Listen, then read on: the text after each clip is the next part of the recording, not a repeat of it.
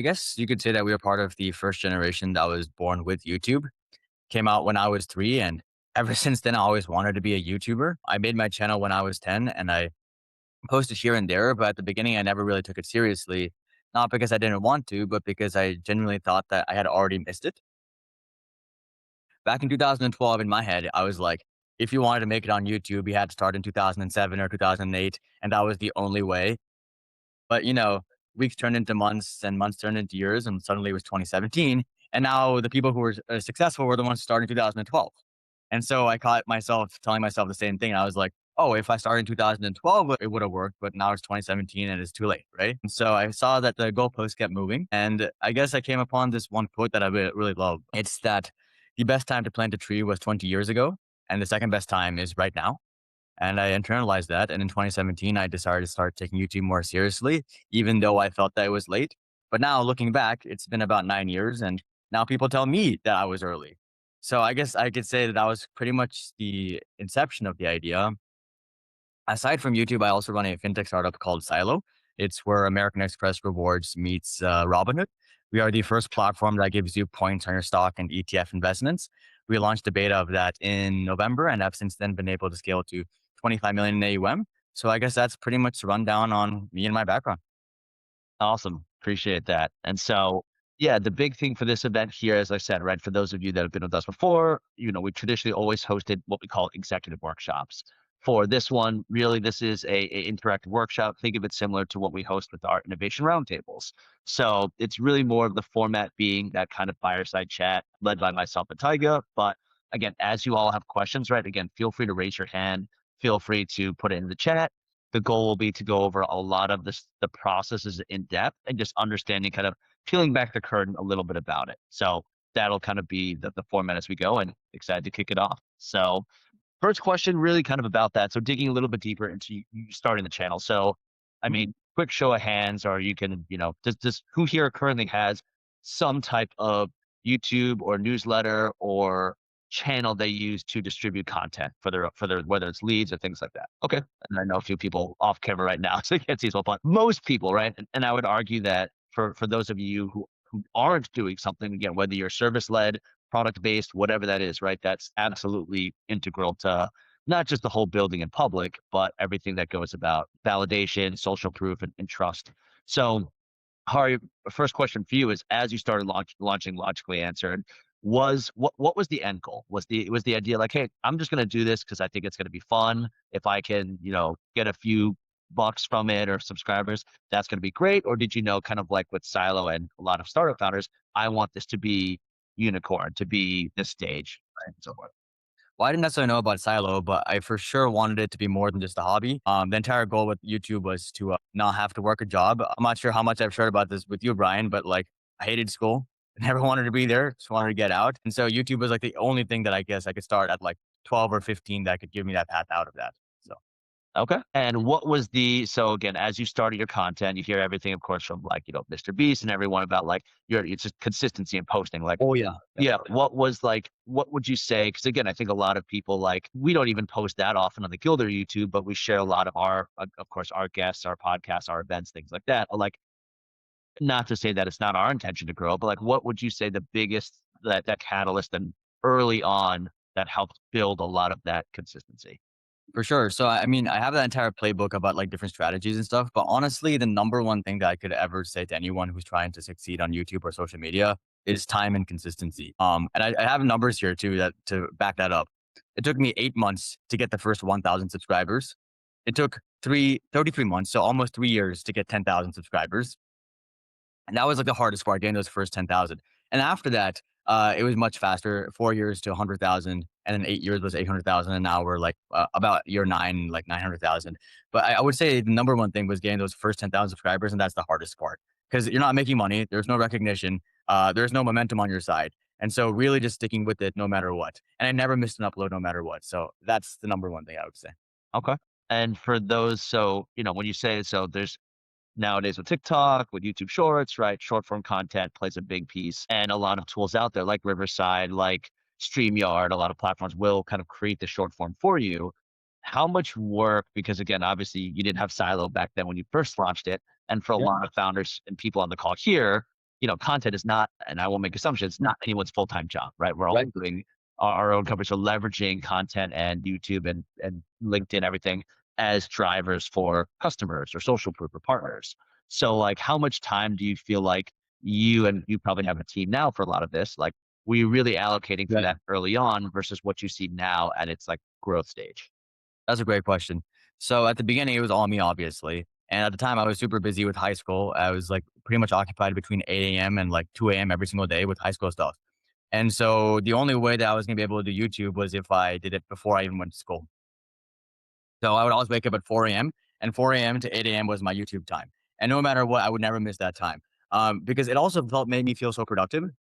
Because before I even went to school, I was like, I've already done what I need to for today that I actually care about. And I can just, breeze through this. So I guess that's how it was at the beginning. And then once I started getting some more traction, up until 100,000 subscribers, it was still honestly fully just me. It was maybe like 12 hours a day at the peak. But since then, it's like, I've obviously built out a team and now it's like super chill. I don't even spend like 5 hours a week on it now. Yeah. Okay. All right. Yeah. That's good. I mean, at the end of the day, so how does that leverage? So obviously, your channel different and probably has no relation to Silo in terms of like how Yeah. you should have brand it. But what was the biggest challenge in getting those first 10,000? So a lot of times, I've talked to people that, oh, like we'll either boost posts or of course people say like, the content will resonate with the right people, right? But like, were you do it other than just putting up the content, right? Were there things like, hey, I have to share this on Reddit. I have to go to other YouTube channels and like collaborate with other people. Like for content people building now, not just on YouTube, but like what does that really look like from that early stage to the first, again, like you said, first 1,000, first 10,000. I think the number one thing that worked for me was making the content that no one else wanted to make. And that came out in a lot of different ways. So, for example, my initial content was about GPU prices back in 2017. GPU prices are a big topic today, but they were back then too, not because of AI, but because of crypto mining. And the entire gaming community was wondering when GPU prices were going to go down. And they were really frustrated about that. But no one wanted to make use based content about this because it wasn't evergreen. It was not something that there was a huge community behind it, I guess. And so it was content that bigger creators didn't want to make, and that's where I focused. And the next content that I made after that was about Breaking Bad, actually. So I always wanted to make business stories about like Elon Musk and Jeff Bezos and whatever. But again, I couldn't actually just talk about these guys because there were so many big creators already covering them. And so I talked about fictional business people like Gus Fring on Breaking Bad or Saul Goodman. And it's like, how much is Gus Fring's meth empire make, And again, the bigger creators didn't want to cover this because it was an evergreen number one and it was fictional characters. So this didn't take it seriously. So it was like I guess, wedge into the market for me, I guess you could say. Okay. We talk to a lot of founders now that again are just like, hey, I don't know if, I'm posting out content. Again, this is for everything, right? Not just YouTube, but like, all right, getting stuck on X number of views or low engagement, right? Just like your company, right? Anyone startup too, right? You have to pivot and Mhm. understand what's working, what's gonna stick. Is there a timeline that you kind of recommend for so those of you that are building content in your own channels and sharing things on LinkedIn? At what point, like when do you realize to switch, right? Or try different things? Obviously, it's a little bit easier to A/B test maybe when it comes to YouTube, but again, you if you're trying to build to one audience, I imagine you're not supposed to just kind of bounce all over the place. But yeah, what is kind of the thought process when you're trying to get that early stickiness and knowing when to pivot from your content? Yeah, typically what I do is I try to pivot every 10x jump. So like from 1,000 to 10,000 and 10,000 to 100,000. And what I usually do is I keep all of the original content that was working the same, and then I'll add one or two videos that are in the new format that I actually want to go towards in the mix, and then slowly increase that quantity of those, and slowly shift from one to the other. At the beginning, you'll find that the new content that you make is going to get like 5x like less views or whatever, but that's why you have the original content that's still like bringing in the views, and slowly as it gets more traction, you can make the shift. Yeah. Okay. All right. That's helpful. And so, I mean, I kind of want to do a quick, mini dive into some examples. So I know newsletters and stuff, of course, aren't your specialty necessarily, and I won't make Yeah. assumptions there.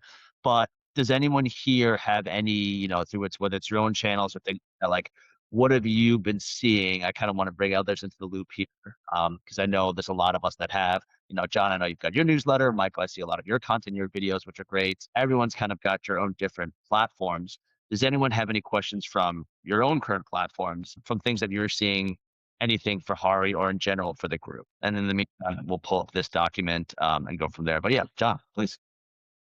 Yeah, I mean, personally, I mean, I've come up with the whole content plan. I mean, I've got a really narrow niche. And for me, it's that narrow niche is good because I effectively don't have any competition, honestly. And so that's good for me. I've got a content list of things to do. For me, it's just time, like you said. I mean, crap, I'm, managing LinkedIn and all the normal stuff going on day to day and the newsletter and the website and the blah, blah, blah, blah, blah.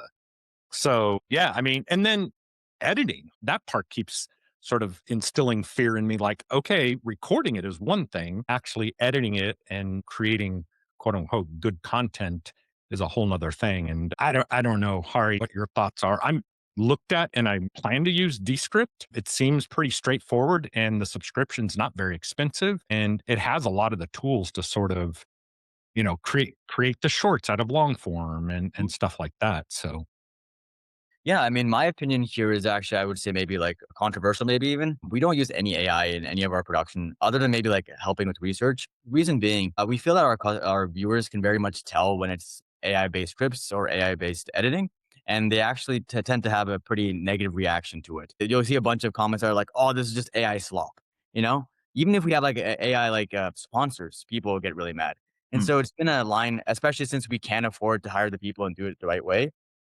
We haven't leaned too much into the AI side of things. Are there any specific tools that you recommend? So, like, we use Riverside and then do manual editing as well for a lot of our videos. But, like, is there anything that you suggest for video creation now through short form, long term, anything like that? We've always stuck to the Adobe suite. Adobe subscriptions are pretty expensive and they're a pretty bad company, honestly, in terms of like consumer, anti consumer, but they are the standard in terms of, I guess, editing. DaVinci, I've heard good things about, but I haven't tried myself.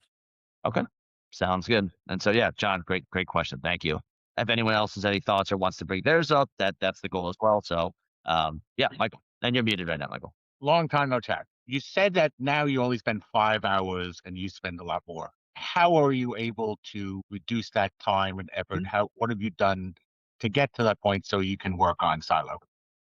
Yeah, I guess it's really about focusing on what actually has an impact. And for my channel, at least, it has everything to do with ideation, packaging it, titles, and thumbnails. That's the only thing that I focus on.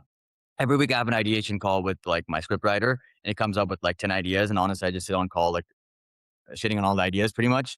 And then like, we eventually choose one or two of them. And then we think about some ideas for the thumbnail and title. But that's the only thing that I focus on. All the editing, all the script writing they handle. It's really just the high level stuff that actually gets, I guess, the most. And when did you outsource to them? And can you talk more about the thumbnail and how that's changed for you? Okay, I can maybe give you some examples on like what would be like a good thumbnail versus like a bad thumbnail or like title. So like after making the Breaking Bad videos, I pivoted towards covering background billionaires. Still couldn't cover like Elon Musk or Jeff Bezos, but I went for background billionaires like Larry Ellison, for example. And when you're talking about someone like Larry Ellison, you don't want the title of the video like the story of Larry Ellison, right? A much better title would be something like how Larry Ellison made $100 billion with only 400,000 customers. I guess that's really like the main things that we focus on. How can we take something that's like, straightforward and make it much more interesting and unique? Yeah, and that's great. And so not even so I'll share my screen here really quick too, and then maybe Hari at some point too. We can always dive into those. But here, right, this is, and again, for I think a few more people have hopped on. This is the playbook that is also part of the Gilda resource library. But this is really the big stage that kind of we're focusing on with this call. Obviously, it's still a lot of people that are, well before that first thousand. But this is kind of like when we look with startups and other companies where you kind of see that inflection point in growth. And so for these key video examples you spoke about, the fictional characters like Gus Fring and whatnot, what was really like for the those that are weighing whether or not it's worth continuing? Because I know a lot of people like, hey, I'm pushing videos out every day, been doing this for weeks or months, and I'm not seeing what that kind of benchmark looks like. Like, is there almost that type of mark where you're saying, all right, if you're not seeing this by week 6, you need to change the thumbnail, right? You need to, and you can kind of see, the screenshots here from the different thumbnails and what works, or maybe that one didn't load. But yeah, what are the catalysts to know when to change content as you're trying it? Maybe if I knew that, I would have succeeded earlier. For me, it was really just a brute force. And I think we talked about the total amount of time that I spent on YouTube. Another metric that we can talk about is how many total hours me and my team have put in. I actually made a post about this recently, like maybe like 6 months ago. I estimate that between me and my team, we've spent a total of 25,000 hours on this channel, 15,000 hours on my end, and 10,000 hours from my team. And so if you divide the total amount of subscribers that we have by the total number of hours or minutes that we've been working, it doesn't even come out to one subscriber for every 1 minute of work. It actually comes closer to like one subscriber for every 2 minutes of work. So, if anything, the main thing I would say is just keep going and brute force as opposed to some sort of magical strategy of like, oh, you should change the thumbnail in like 6 weeks. And like, now it's going to be like, there's going to be rocket ship growth. Like, that never happened to me ever. So, Okay. No, that's great advice there. And so kind of going to the lens of the other side. And if anyone here is also a creator or has worked with sponsors and things like that, please feel free to chime in and we hear from all sides. But for you, like how did those initial with people and channels, there's kind of two main ways that we see a lot of it. One, obviously for lead magnets, two, building trust and social proof, right? Validating the existing customer base or those that are on the fence. And three is, again, sponsors, right? Relevant people that you can add value to your listeners that actually, might find value in that. So how did those initial conversations go? When do you know whether you have a newsletter or YouTube channel or, personal TikTok or whatever it is? Like, what do those early conversations look like to start bringing on sponsors or partners for your content? yeah, great question. So, I think the number one way to know whether you're ready for sponsors is they'll reach out to you, right? That's the number one way. If they're not reaching out to you, you just continue growing. And for the longest time, actually, I didn't do any sponsorships at all on the channel until beginning of 2025, which I'm trying to think. I was maybe at like 500, 600,000 subscribers. Didn't even do any sponsors until then. Maybe the first sponsorship request for me came at like 40,000 or 50,000 subscribers. The reason I didn't do it was because I was all in on trying to promote Silo only with the YouTube channel. More longer term, I became more open to other sponsors. But long story short, they'll reach out to you. There's a place for you to put your business email on YouTube or any like platform like Instagram, whatever, and they'll reach out to you if they're interested. Okay. And how do you go, Michael? Let's go. So you just mentioned Silo and your YouTube channel at the same time. What is your current thought process on mixing the two? Yeah. So initially, I thought it was going to be a great idea. It was not a great idea actually, because the reason is the audience was a lot largely different. Honestly, we were making tech videos, and the finance audience was a lot different, and so it just didn't convert. And so that's actually why we pivoted towards external sponsors who did convert much better, and we used that money to fund Silos. It was more along the lines of, hey, if we're not able to get like conversions for Silo, let's at least get funding for Silo through sponsors. Yeah, that's a great point. And so like my kind of side follow-up with that is like when did you know, or like I'm sure were there the wrong sponsors, or how do you know, like of course from someone that wants to give you a check or promote content that maybe are not related to your audience or risk that, like how do you deal with that? That's a great question, actually. In that point, I actually have a poll that I can share right here. How did I know it's time to move on from silo sponsorships? Well, I asked my audience if they wanted to see silo sponsors or other sponsors, and more people voted for other sponsors. And more people voted for no integrations than silo sponsors. So I just shared the poll in the chat, and so I guess just get taking that feedback to heart and just going from there. Honestly. Awesome. And then yeah, a couple of questions I put, which I guess, apologize, we maybe should have done in the beginning. Logically answered, we just put the channel in the chat right now. So that is Hari's channel, like you said, that he started back in 2017, back in high school, that he's grown up to that 900,000 now. And then the separate silo channel, which he's used, to parlay logically answered to growing his, fintech company and leveraging that. So because that's the big question we have here too. Not that we get a ton of sponsors or outreach, right? But people want to get it through either through our own founder newsletter. Certainly, no one's reaching out to Gilder to get in front of our 300 YouTube followers or anything. But we do get sponsor requests and people that want to be able to get in front of founders in our network. And we look at it the same way as kind of anything else. Like, is this actually useful, right? Is this going to add value to people in our community where it's not just a random sales pitch for X amount of dollars. That's great. So Yep. yeah. So for those that are kind of getting into that early stage, that's always the thing that we've kind of been hesitant on, or making sure that it aligns overall with the brand and what that messaging is. And so, Michael, I think I saw your hand raised as well. Yeah, I think it would be important for you to explain to people how you are using integrations yourself from both sides. One, you spoke a little bit about Yeah. them paying to be on you, but how about you talk about Yeah, exactly. Silo and paying for that and what it's done and who you're going to? Because I think it's important to hear. It's a great question. Yeah, truly. So building off what Brian said, actually, in terms of whether it's worth it. Well, in terms of direct conversions on my channel, it was not worth it. That doesn't mean that it was overall not worth it because number one, there was the whole funding side of things from sponsors, but more importantly, by growing the channel, I became like an insider in the community, I guess you could say. And that means I had a lot of connections with other YouTubers and also all of the sponsorship managers in the space. And so that was a huge way that we were actually able to promote Silo to channels that actually did convert. So for that reason, I think it was actually extremely helpful. In fact, most of the fintech YouTubers that we work with, the only reason they promote us is because they trust me personally, as opposed to like Silo or whatever. Because after like Gemini and BlockFi and FTX, they've like, fully walked away from any sort of brokerage sponsorships, but they work with us because of the connection. Yeah. Yeah, that's great. The relationship piece, I'm sure, plays a big part, as you said. And yeah, going a little bit off topic here, but still into it. Like, what's like, give us the kind of, we don't need the secret tea or the dirt or whatever that, but like, There's no secret team, man. right, like, yeah, is there like, has there been kind of a wow or thing like through like again working with like you see all these stories of like influencers like not delivering or like there's Mhm. kind of the way like was there kind of like a wow or like oh this is interesting that this is really how the process is or like is it pretty straightforward in terms of working with sponsorship managers, content managers, partners for content, things like that? I mean, I think it's really straightforward to work with them. It's not straightforward to get conversions though. If you go to the playbook, actually, I have a few tabs on there. We've been looking at the organic playbook tab, but Brian, if you can go to Yeah, the, let me share my screen again and we can pull that up. Sorry. yeah, there's like the influencer marketing tab and the sprints tab and the brand awareness tab. I would really focus looking at like the sprints tab. It's like how we actually got our first like $2 million in deposits for Silo. And the number one thing that I would say is it has to do with time pressure and deadlines. Without those, like if your integrations and sponsorships don't have those, it's going to be very hard to convert anyone from social media. And when do you know? So there's another great, shout out to Aya. Yeah, I know if you're gonna watch this later on, but she has a digital marketing agency, and I think a big thing a lot of founders kind of look at now, again, not just you see the high CPC for LinkedIn ads, different things for Google, right? Reddit, so YouTube, so many different channel partners that I think a lot of people have considered working with.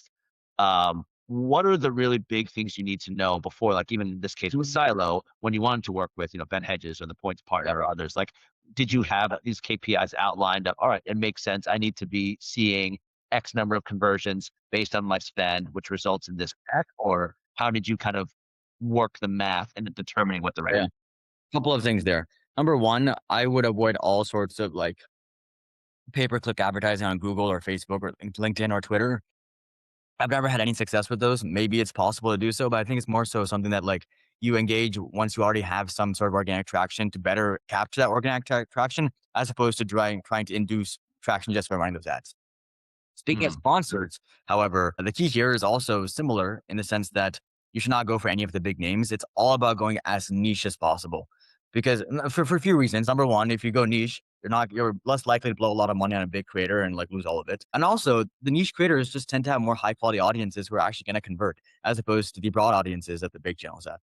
Okay. And so then, 1 million followers, right? And subscribers is still a Sure. ton, but I know there's different scales, right? You obviously have people with tens and hundreds. And so throughout that journey, as you scaled, did you, and again, I'm not a YouTube expert, did you kind of find, and again, that's the same for newsletters. I'm not like, did you find that there's maybe the wrong people, like you said, so maybe some of them are bots, but like the comments on the channel, right? It's just like, felt like in the general age of social media, how do you know if you're like, subscribers for the sake of subscribers or subscribers actually in the right direction? Or, for John and others where it is a little more niche, like, numbers are great, but I imagine, John, if you're getting, CPG subscribers all of a sudden, you'd be like, oh, this is interesting. Like, why are they resonating with my content or why are they following this content? So like, how did you kind of follow those breadcrumbs or how do you know, at least in the logical answers case, and maybe for silos, like that the followers and subscribers you're getting were the right audience? Yeah, for sure. I think I have a lot more insight to add on the Silo side of things because there's a lot of creators that we partnered with that were not right. And in fact, I have a full list of them. Like Caleb Hammer was one of the biggest channels that we partnered with. He has 3 million subscribers. Did not really convert. We spent a lot of money on him. Did not convert. There's also other people like Vincent Chan. Honestly, what I've realized is the bigger the channel, probably the less likely you want to work with them, honestly. Just because it's more about brand awareness as opposed to conversions. The smaller the channel, the more likely they are to give you a really good pitch, the more likely they are to work with you in terms of flexibility of negotiations of price, and also the length of integration itself. With Ben Hedges, for example, we've only paid him to do like 30 to 60-second integrations, but he consistently does 90 to 120-second integrations just because he likes talking about us. So I think really focusing on those sorts of smaller creators who you can build relationships with is much better than running ads on these bigger creators, even though they have like millions of followers. Sure. Makes sense. And then curious, if anyone's kind of done that, always welcome, additional feedback or comments here. But with that, what does the typical deal look like, right? Or like, would you say, like, sometimes I'm sure it's just, pay me X amount, I give you these X spots, right? Do you ever do rev share on conversions? Like, what are kind of some of the different options that you've seen people do or work in the industry, in the space? Well, creators are always going to want a flat fee based deal because that's what's most beneficial for them. That's typically what we usually work with them on. But I think some things that you can use to like get it to be more favorable for you is to use reusable integrations. So what we typically do with our integrations is we'll get them to make one per month, but then integrate into 4 different videos. It's that way. It's only the work of one integration, but we have 4 times the exposure. So that's one of the things that we do in terms of um, making Okay. it a win-win situation, I guess you could say. And sorry, we'll get to John's question in a minute. Like, can you so when you say integrations, right? Again, is this like highlighting a specific action feature, call to action? Like what, can you kind of just very Yeah, yeah. quickly, what is that? Usually it's like 30 to 60 seconds and we'll give them talking points on exactly what to say. And then they'll say it in their own words. And then implement it in like maybe 1/3 or halfway mark in the video. The other way would be to do affiliate deals, which we have dabbled with here and there, but typically creators just aren't that interested in promoting affiliate things. And so unless you're already really big, I would really focus on the flat fee based deals in terms of if you actually want something to happen. Sounds good.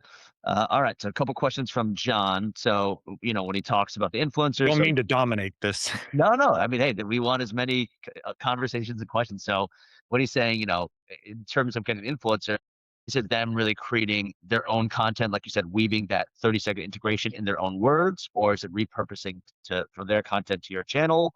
How are some of those successful ways, and maybe unsuccessful, like you said, whether it's with Ben Hedges or with Caleb Hammer, that you've seen from your partnerships? Yeah. I mean, the only 2 ways that we really work with creators is either them making a dedicated video about us or the 30 to 60-second integrations that go into their regular content. We've never repurposed their content for our channel or anything like that. Yeah. Okay, helpful. And then same thing with podcasts as well. And so, highly recommend. I know for those of you, I'm sure a lot of people have listened to How I Built This or just a lot of other good ones out there. And then for me, when you listen to channels, there's always that's kind of part of it. Every episode or the big ones, who's the sponsor at the beginning, probably something in the middle, probably something towards the end. And did you ever see, like, did you ever get pushback from your channels and be like, what, why the hell is this sponsor, part of this video? Or like when you started bringing that in, and did you feel like it ever detracted from?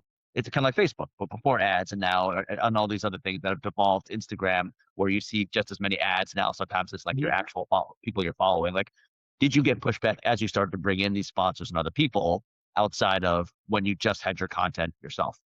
That's a great question. Let me answer that in a few parts. So number one, you are talking about the beginning pre-roll ad and a mid-roll ad and a post-roll ad.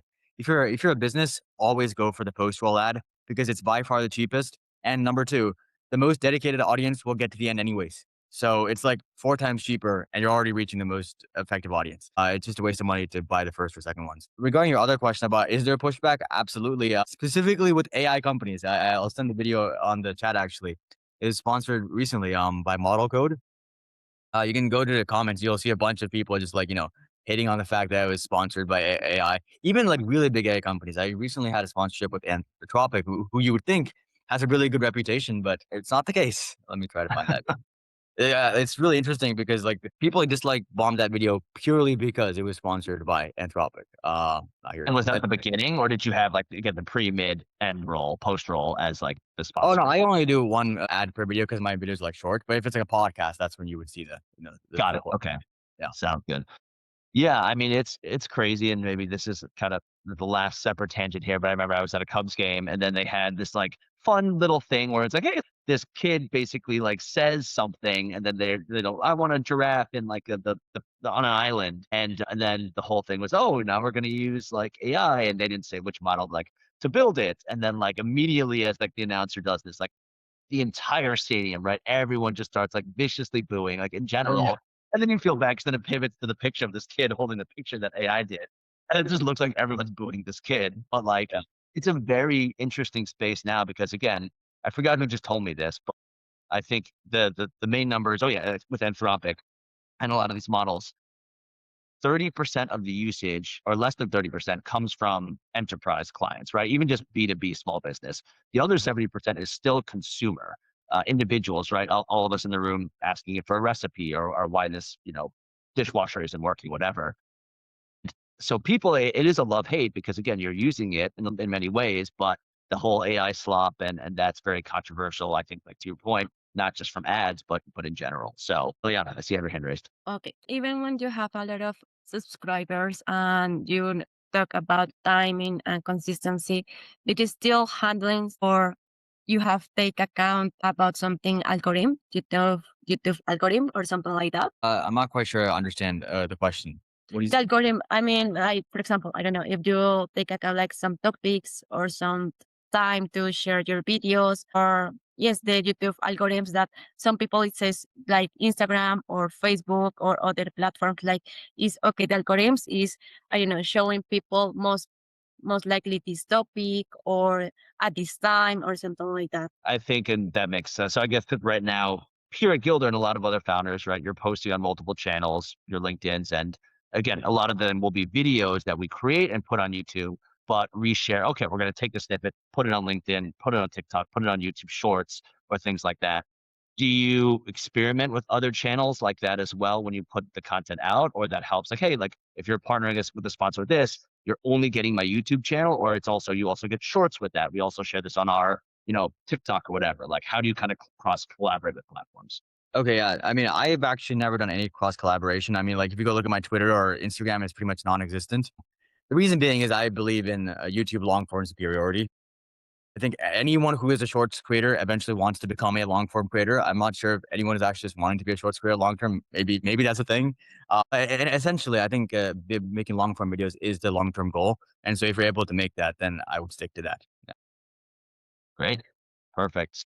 I know we've got a little bit of time here left, so I want to make sure we kind of got down to some final takeaways, any final questions that people have. So we'll aim to kind of wrap this up in the next, 8, 9 minutes or so. But the kind of final two questions from my end, and of course, if anyone has questions in the meantime, please ask or raise your hand.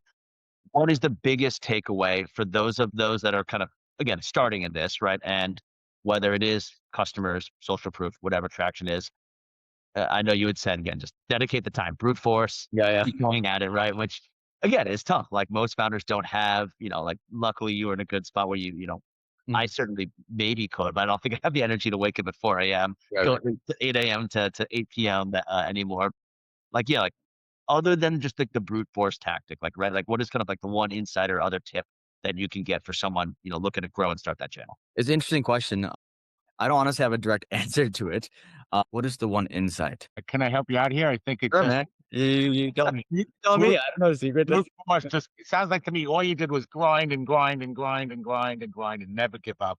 Yeah. And I think that's something to be taken and used, whether you're a startup or whatever. Just nothing's insurmountable. Just keep That's a going. great point, Michael. And what I would say is that it wasn't just YouTube that was like an extreme grind. But with Silo too, we're like 4 years in now. It took us like a year and a half to just like even launch, and then like another year to get like $100,000 in deposits, and then like another like year to get to like 3 million. And only over the last 6 months have we had like any sort of like real traction. Like the first like 3.5 years were like $3 million in deposits total. And kind of very relevant advice. I think that's where like we'll take from the content side to everything else here. It's like it is that exponential growth. When do you getting to product market fit?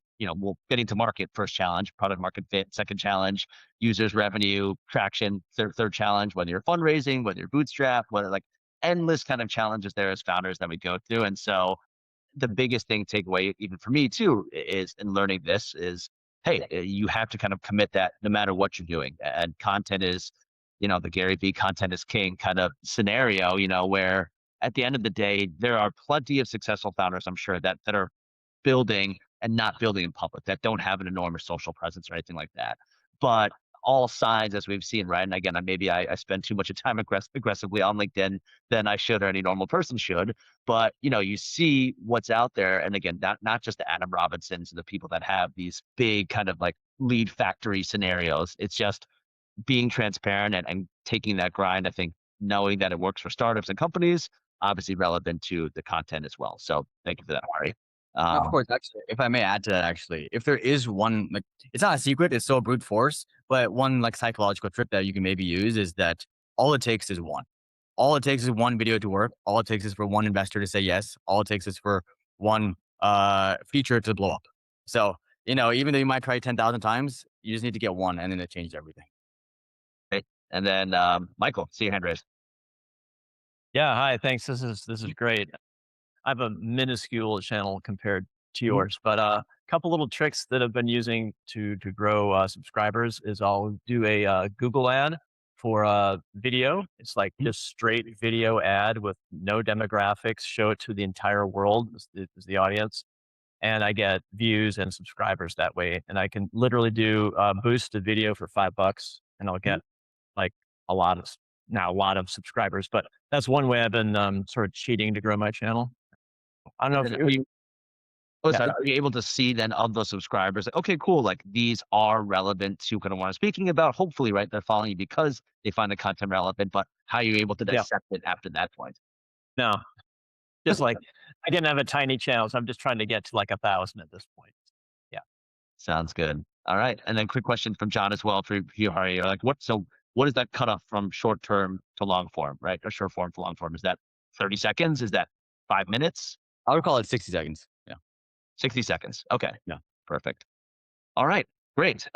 So kind of wrapping up I got here. Well, a question too, Hart. Sure. Back when you're starting out growing your channel, seems like you're busy for 18, 20 hours of the day. Do you have any kind of secret routine or anything that you do to give yourself that energy for your business, for your YouTube, for those people that are starting out their YouTube channels, because it's super hard to juggle all of that? That's a great question. Honestly, it was actually 22 hours a day. I was only sleeping like 1, 2 hours a day. It was pretty crazy. But what I would say, I mean, if you asked me a few years ago, I would say that, like, the reason I'm doing it is like legacy or fame or reputation or making an impact in the world, something like that. It's not any of that though. I've had a lot of time to think about it. The only reason I'm in it is I love the game. I'm in it for the pure sport of winning. And if you're not in it for that, you're not going to make it.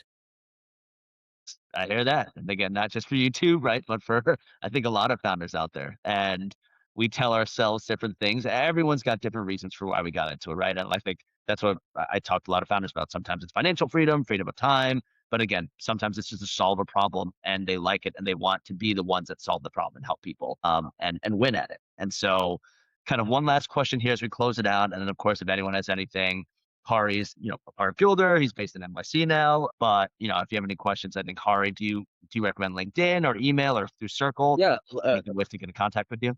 Yeah. Email would be best. I'll just on chat. Yeah. Perfect. So then my kind of final question to wrap things up is when you fundraised for Silo and got to the stage, did your channel or did Logically Answered have any impact in knowing, okay, cool, this guy is kind of self-made or like has his own income. I don't need to worry about him like using our funds to like pay for rent or things like that. Or like did Yeah. Logically Answered or your kind of personal success have any impact in being able to raise for Silo in a completely separate company? It definitely did. But number one, before I get into that, let me say that we got rejected by 150 VCs before we got our first check. So again, brute force. But in terms of actually after that, though, no, but all those 150 VCs that we did get rejected by, not a single one had an issue with the distribution or marketing or go to market. It was all about differentiability and defensibility and other sorts of actions. So I guess to answer your question, yes, it did help us a ton. They never even questioned our ability to market. Okay. No, but it did help you because you were flush with cash that you were making from YouTube channel to bootstrap this and be able to sort of going through 150 people, keep going and going and going, and not have to worry about paying for the beans and the ramen. Right. Sure. Totally. Yeah. Awesome. Well, Everyone, thank you for the amazing feedback and questions. Hari, of course, thank you for sharing that. We hope that we found this, and again, there will be different kind of topics as we've kind of seen. As you see, like in the past, with our executive workshops and interactive workshops, we're really doing this nice balance of kind of getting into the weeds, hearing things that most people won't be able to tell you. And so, at the end of the day, Hari, we thank you for that. Of course. Excited. Hopefully, you picked up at least a few more subscribers. Not that you really needed from this call here Your today. subscriber counts, man. 1 to a million. So, There you go. Well, You got to yeah, ask one question, by the way. yeah. Go for it. Sorry, this is kind of a Tim Ferriss question, but if you can tell your 16 or 17-year-old self when you first started this YouTube channel, one word of advice, what would that be? You don't know how the dots will connect for looking forward. You can only connect the dots looking backwards. All right. So try different things, continue the grind, go for the winning attitude. And again, for everyone here, more to come with that. But again, Hari, thank you. So this is recorded. We'll put that information out. You want to get a hold of Hari, his email's in the chat. But of course, right, it's also available. You can reach out to Michael, myself, Tiger, Eliana. Always happy to put a contact. And then Hari, excited to see, the kind of close it out. What is the last, where's Silo at right now? And what is the next, 3 months look like for you at Silo? Yeah, for sure. So last couple of months have been insane because we finally got VC funding. We're past 25 million AUM now, and we're looking to raise a larger round with our angel investors that we got in the last round, looking to scale to 100 million plus in AUM, and we'll see where it goes from there. Awesome. Well, hey, big things happening. Again, everyone, thank you for joining. Enjoy your Thursday. Recording and everything will come out, and enjoy the rest of your weeks. All right, So thank you. thanks again, Hari.